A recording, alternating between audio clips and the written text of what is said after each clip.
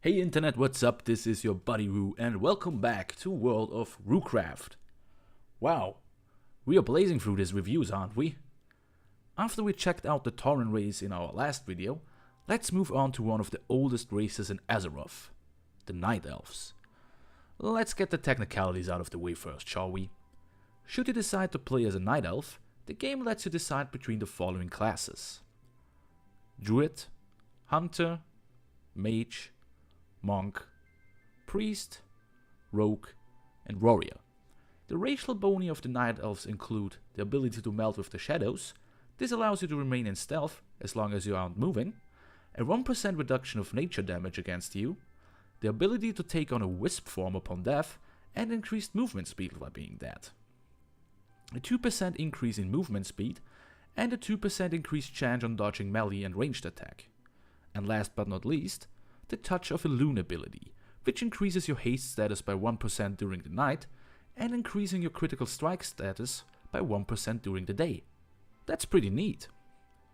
Glad we got that out of the way, so let's start with the backstory of the Night Elves. And oh boy, it's a long and complicated one, but I'll try my best to give you a satisfying abridged version of it. That's right, it's time for another edition of Roo Explains Stuff.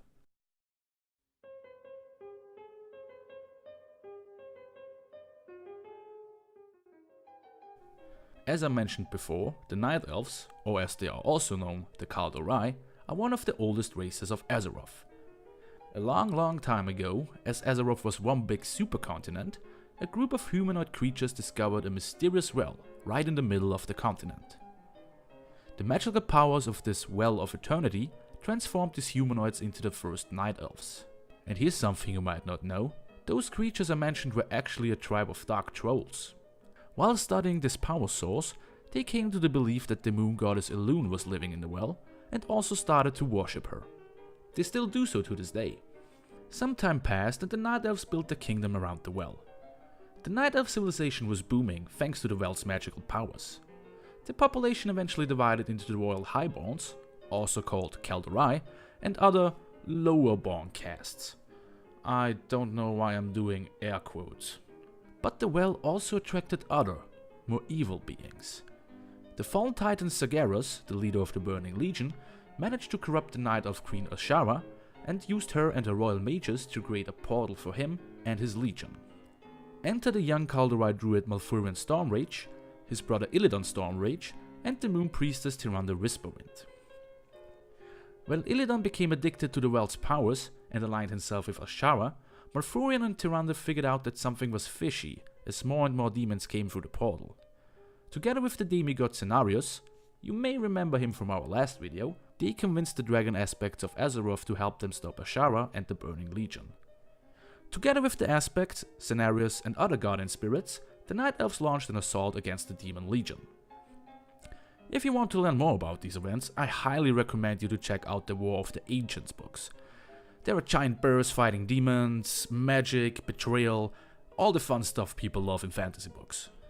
During this battle, the Well of Eternity collapsed and exploded, tearing the continent apart. This is also known as the Great Sundering, and the reason Azeroth isn't one big continent anymore. To this day, the chaotic Maelstrom is the result and a reminder of these events. Azshara and most of her highborns were thrown into the ocean, and they transformed into the serpentine Naga race. We will talk more about these guys eventually, but with this knowledge it makes much more sense that they hate the Night Elves so much. The surviving Kalimdor were now faced with the problem of building a new home for themselves. They eventually discovered the Holy Mountain Heal, and were shocked to find out that there was another Well of Eternity there. Turns out that Malfurion's brother Illidan stole several vials of water from the original Well of Eternity and used them to create this well. For his betrayal, Illidan was apprehended by his brother and condemned to spend eternity in the so-called World of Wardens. To prevent the return of the Burning Legion, the dragon aspects gifted the Night Elves the first world tree, Nordrassil. This tree held the power of the 4 dragonflights, not only allowing Night Elf druids to enter the Emerald Dream, but also gifting them immortality. For the next couple of millennia, the Night Elves managed to live in peaceful isolation. This peace was disturbed as Orc refugees from the Second War reached Kalimdor and tried to establish a foothold in the land of Ashenvale. This forced the Night Elves out of hiding. During the Third War and the Legion's attack on Azeroth, the World Tree Nordosil became a target for Zagreus and his minions. In an epic battle between Malfurion and the Legion's general Archimonde, it happened that Nordosil got destroyed. The Night Elves were now suddenly faced with having lost their immortality. Somewhere along the way they also aligned with the Alliance. So let's wrap up things really quick. In an attempt to regain their immortality, the druid Thundrel Stackhelm created a new world tree, Teldrassil. Sadly for the Night Elves, the dragon aspects didn't bless this tree, because they sensed something evil inside of it. Nevertheless, the Night Elves took up residence on the giant tree's crown and formed the new capital Darnassus. And this finally brings us to today. After Malfurion's Stormrage returned from his captivity in the Emerald Nightmare and the Burning Legion was fought back once again, it was thought that the Night Elves finally caught a break. This turns out to be wrong, since fel-corrupted creatures are still roaming Teldrassil. Plus, the return of Deathring caused more problems within the World Tree. Of course it does. This guy is somehow responsible for almost everything. He's almost as bad as Arthas.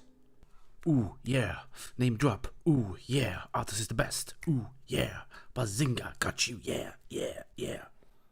I'm sorry. Let's move on. As a new Night Elf recruit, we start our adventure in the small village of Shadowglen. Things start off pretty innocent, as we spend a huge amount of time helping out other people and try to figure out the source of the ongoing corruption. It starts to get interesting, as we trace a cursed totem to the Thorlborg Gnarlpine tribe. After investigating the village of Starbreeze, we not only learn that the Gnarlpine really went cuckoo, they also attacked a group of druids, called the Druids of the Talon. These druids are trapped in the Emerald Dream, and their absence is believed to be the source of the corruption. We devise a plan to free these poor subs by traveling to the Banefil Barrow Den. Here we are looking for the so-called Artifacts of Awakening, and help out a guy named Oben Rageclaw. Oben was attacked by the Gnarlpine shamans in Banetil and got his spirit ripped from his body. But don't worry, he seems pretty chill with being dead. The Gnarlpines now use him as a guard dog. I mean, guard bear. But be careful when navigating the den, since its labyrinth-like halls can be very confusing.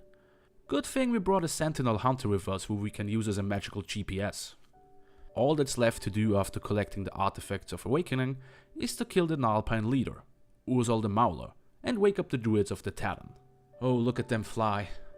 Isn't it beautiful? Now everything should be fine and dandy, right? Sadly, no. Even though the Druids of the Talon returned, there is still corruption deep within Teldrassil. To figure out what's actually going on, we have to travel to moonwells scattered all around the World Tree. Here we get some valuable history lessons. Don't worry, I won't talk about them. After what felt like forever, we finally reached the last moonwell and uncovered the truth behind the corruption. You see, after Malfurion Stormrage returned from the Emerald Nightmare, the dragon aspects Alexstrasza and Ysera showed up to give the tree their blessings. This caused the remaining corruption in the tree to come to the surface so the tree can finally be healed. To deal with this problem once and for all, we are imbued with the power of Elune and sent out to fight against the corruption. This finally saves the World Tree. Hooray for us! Our little adventure concludes with a voyage to the Night Elf capital Darnassus. Here you can not only meet up with Tyrande Whisperwind and Malfurion Stormrage, you can also meet up with our new Gilnean friends. I know, there wasn't that much to talk about in this video, and that's one of the problems I have with the starting area of the Night Elves. Okay, the storyline involving the Druids of the Talon and the Moonwells is pretty fun and great for lore lovers, but the rest of the quests felt a little bit too cookie cutter. I know this is a MMORPG and all the quests can be boiled down to the same formula, but I expected a little bit more from it. It's just, oh, look at these Groot wannabes, they are evil, go ahead and kill them. Oh no, look at that, they're harpies and they're different than us, go kill them. Those quests felt a little less impactful, if you know what I mean. There are some fun things to do though. You can help out the Satyr son Falhoof with his evil schemes, or you help this guy out to get his lucky charm back. Or you can just take in the scenery of Teldrassil. Wait, you weren't supposed to see that. How did that get in here? I need this for work. Don't judge me. And this concludes our review on the Night Elves. Next time we will talk about the distant cousins, the Blood Elves. Like always, if you enjoyed this video, let me know by hitting the like button or leaving a comment. If you feel especially generous, consider sharing this video or subscribing to the channel. This is Roo signing off. Bye bye.